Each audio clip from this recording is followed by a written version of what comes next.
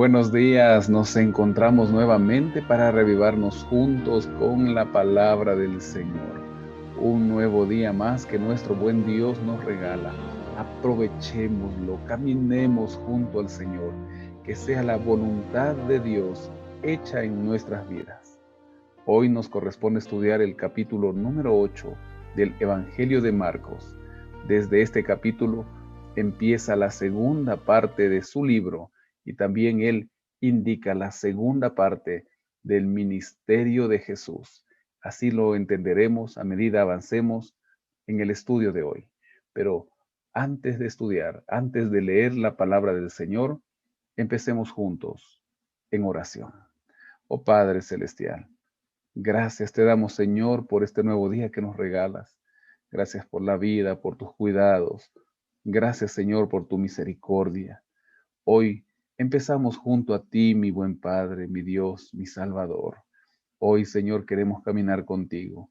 Y si en algún momento del día nos soltamos de tu mano, Señor, te rogamos que vuelvas nuevamente a tomarnos, que nos pongas en el camino correcto y que estemos dispuestos a escuchar la voz de tu Santo Espíritu. Señor, vamos a empezar este estudio. Pedimos nos des sabiduría y entendimiento. En el nombre de Jesús. Amén. Amén. Así empezamos nuestro estudio de hoy. En aquellos días, como había una gran multitud y no tenían qué comer, Jesús llamó a sus discípulos y les dijo: Tengo compasión de la gente porque ya hace 3 días que están conmigo y no tienen qué comer. Y si los envío en ayunas a sus casas, se desmayarán en el camino, pues algunos de ellos han venido de lejos. Sus discípulos le respondieron: ¿De dónde podrá alguien saciar de pan a estos aquí en el desierto? Él les preguntó: ¿Cuántos panes tenéis? Ellos dijeron: 7. Entonces mandó a la multitud que se recostara en tierra. Tomó los 7 panes y habiendo dado gracias los partió y dio a sus discípulos para que los pusieran delante, y los pusieron delante de la multitud. Tenían además unos pocos pececillos. Los bendijo y mandó que también los pusieran delante. Comieron y se saciaron y recogieron de los pedazos que habían sobrado 7 canastas. Los que comieron eran como 4,000, y los despidió. Luego, entrando en la barca con sus discípulos, vino a la región de Dalmanuta. Los discípulos ya tuvieron la oportunidad de ver al Señor multiplicar 5 panes y 2 peces, de acuerdo a lo que narra el capítulo 6, que lo estudiamos hace 2 días. Ahora nuevamente, después de 3 días de estudio en el desierto junto a las personas, las raciones se les habían terminado. Y ahora volver a sus aldeas y volver a aquellos lugares más lejanos sería un problema, pues estaban débiles. Y el Señor se preocupa por la integridad de cada uno de nosotros, por el bienestar de cada persona que va hacia Él para el estudio de su palabra. 7 panes y unos pocos pececillos. Pero aquí quiero notar algo especial. Sus discípulos, a pesar de haber visto ya una vez al Señor multiplicar el alimento para casi 15,000 personas, aún demostraban su incredulidad para que el Señor vuelva a repetir este milagro. Vinieron entonces los fariseos y comenzaron a discutir con él, pidiéndole señal del cielo para tentarlo. Él, gimiendo en su espíritu, dijo: ¿Por qué pide señal esta generación? De cierto os digo que no se dará señal a esta generación. Y dejándolos volvió a entrar en la barca y se fue a la otra ribera. Cruzando el mar, llegan al lado occidental y se encuentran en la ciudad de Dalmanuta, muy poco oída, pero una ciudad llena de judíos y sobre todo de fariseos en aquella época. Ellos piden señal al Señor, pero éste les menciona que a esa generación no les será dada, a diferencia de lo que menciona Mateo, que les sería dada la señal del profeta Jonás, hablando así que el Señor estaría en el sepulcro durante 3 días. Ahora, partiendo de aquel lugar, se dirigen nuevamente a la otra ribera del mar. Se olvidaron de llevar pan y no tenían sino un pan consigo en la barca.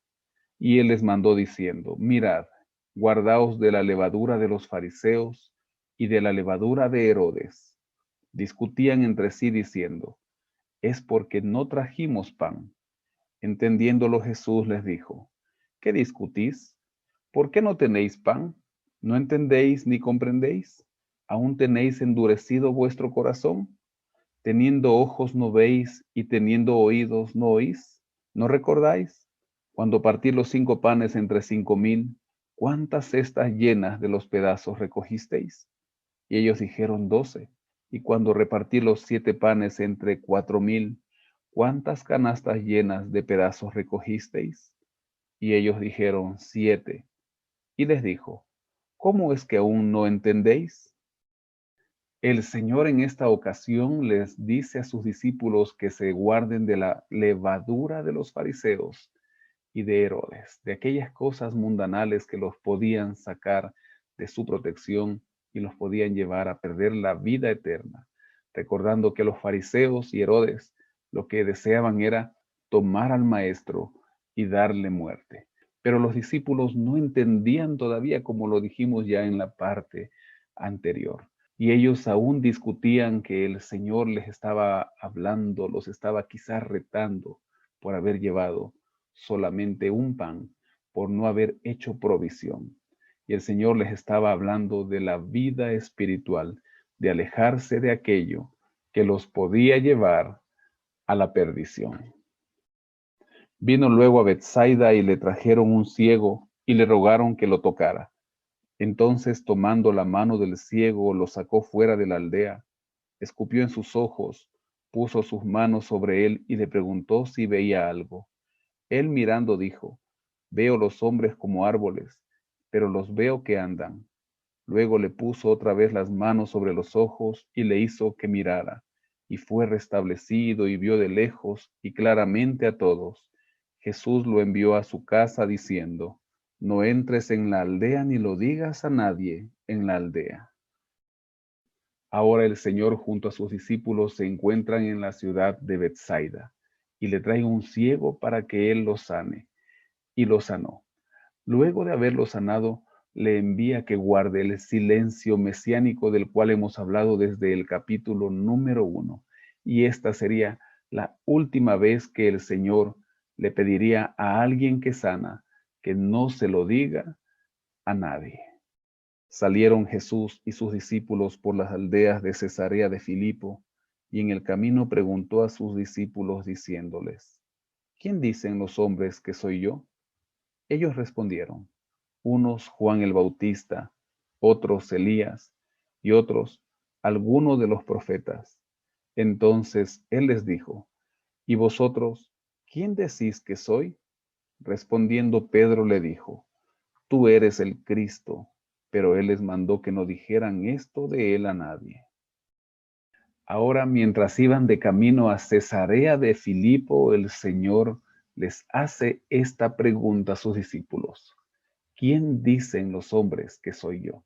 Pero luego de aquellas respuestas, Juan el Bautista, Elías, les pregunta a aquellos que habían pasado con él durante todo ese tiempo, aquellos que habían dormido junto a él en las aldeas, en los caminos, en la montaña y en el desierto. ¿Quién decís vosotros que soy yo?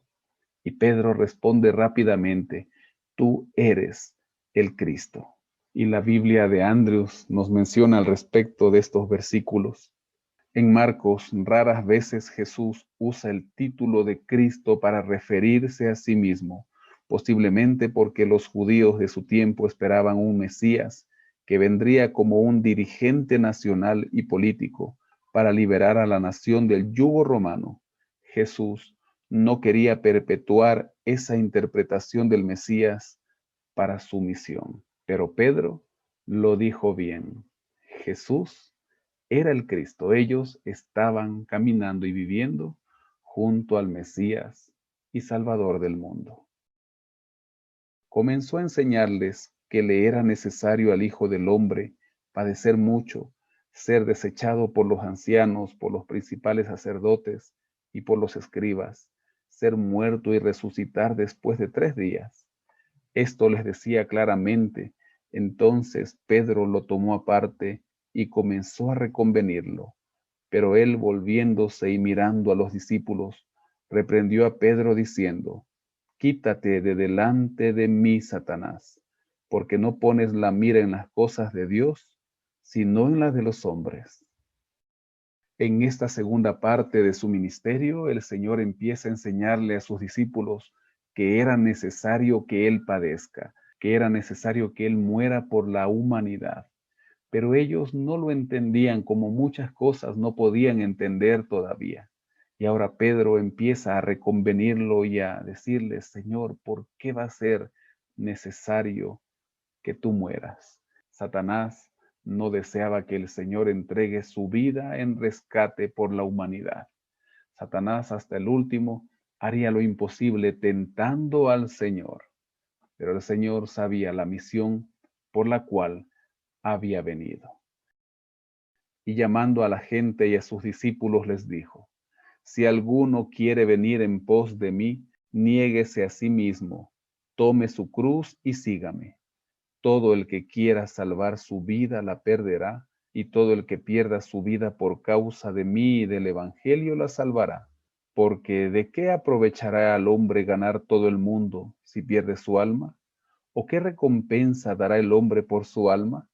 Por tanto, el que se avergüence de mí y de mis palabras en esta generación adúltera y pecadora, también el Hijo del Hombre se avergonzará de él cuando venga en la gloria de su Padre con los santos ángeles.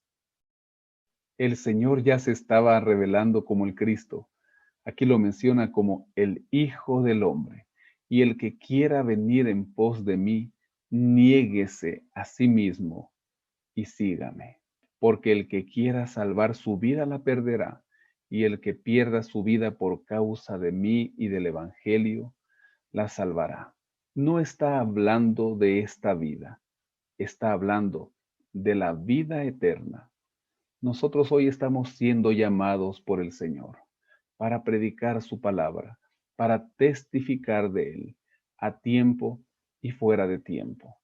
Ahora vivimos tiempos peligrosos debido a una pandemia, pero llegará el momento en donde viviremos tiempos de persecución.